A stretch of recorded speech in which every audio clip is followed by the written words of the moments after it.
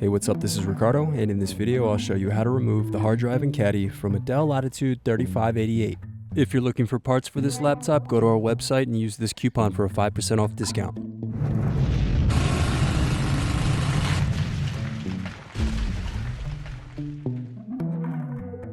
First unscrew, then remove access door.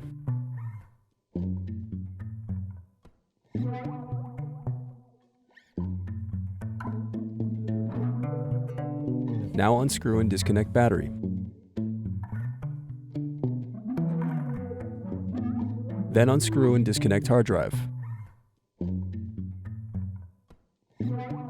Now unscrew and remove hard drive caddy.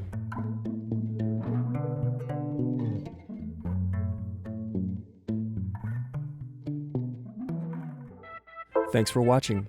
Don't forget to like and subscribe if you enjoyed this video. And if you need more, check out this playlist to watch other tutorials for your laptop. You can also click here to find parts for your laptop at partspeople.com.